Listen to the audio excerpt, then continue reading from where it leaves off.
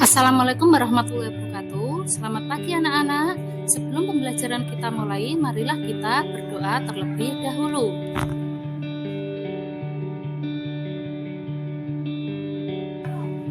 Nah, hari ini kita akan belajar pelajaran IPA tentang sistem peredaran darah manusia. Sistem peredaran darah manusia meliputi jantung dan pembuluh darah. Jantung terdiri atas 4 ruang, yaitu serambi kanan, serambi kiri, bilik kanan, dan bilik kiri. Antara bagian jantung terdapat sekat. Sekat berfungsi untuk mencegah bercampurnya darah yang banyak mengandung oksigen dan karbon dioksida. Jantung memompa darah dengan cara menguncup atau berkontraksi dan mengembang atau berelaksasi. Nah, untuk lebih jelasnya, coba kalian perhatikan gambar di bawah ini ya. Pada gambar di samping menunjukkan bahwa jantung mengalami kontraksi atau menguncup dan berelaksasi atau mengembang ketika memompa darah. Pada saat berdenyut, setiap ruangan jantung mengendur dan terisi darah yang disebut sebagai diastol. Selanjutnya, jantung berkontraksi dan memompa darah keluar dari ruang jantung yang disebut sistol.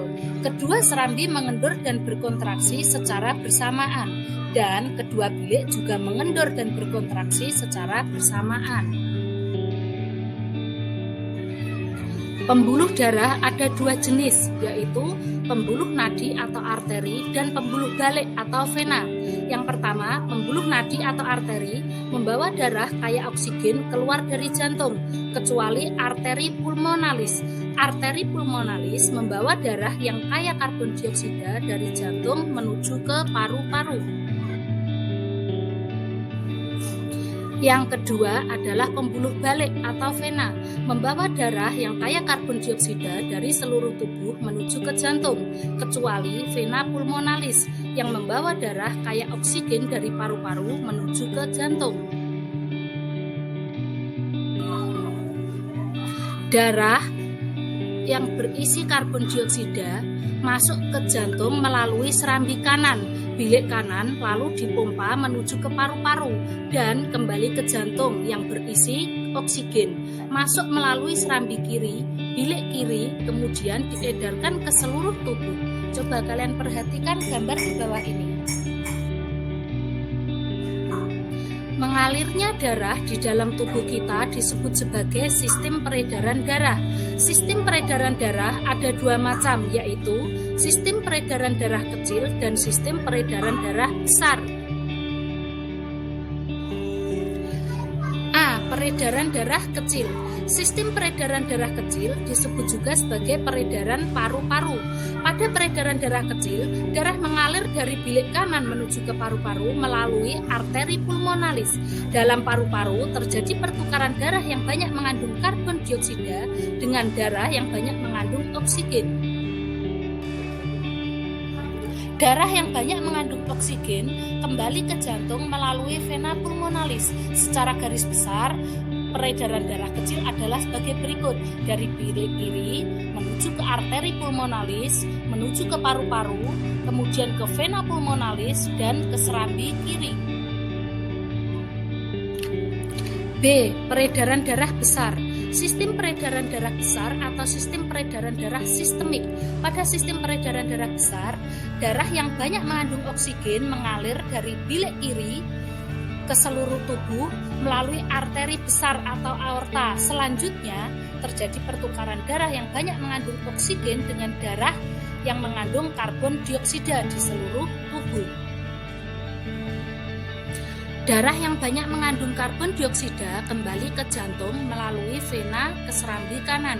Secara garis besar, sistem peredaran darah besar adalah sebagai berikut: dari bilik kiri menuju ke arteri besar, kemudian ke arteri, kemudian ke seluruh tubuh, kembali ke vena dan ke serambi kanan. Coba kalian perhatikan gambar di samping. Nah, sekarang Bu Guru punya gambar bagian-bagian jantung. Coba kalian perhatikan ya setiap detail gambar dan keterangannya.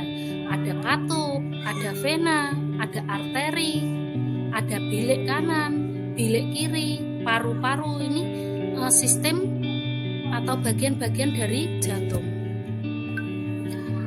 Katup, ada 4 katup yang menjaga aliran darah mengalir ke satu arah, yaitu katup trikuspid yang pertama, yang kedua adalah katup pulmonal. Selanjutnya yang ketiga adalah katup mitral yang mengalirkan darah kaya oksigen, kemudian katup aorta yaitu membuka jalan bagi darah yang kaya oksigen untuk melewati dari bilik kiri ke aorta.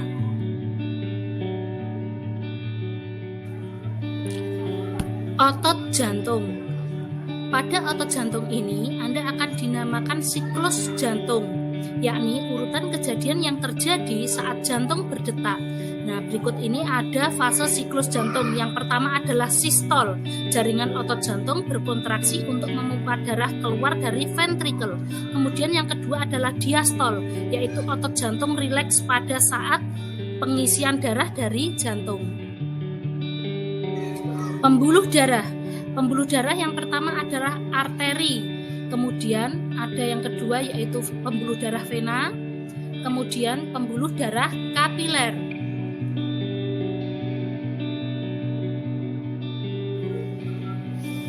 Nah, alhamdulillah demikianlah pembelajaran kita hari ini anak-anak. Nanti tugas Ibu share di asesmen ya.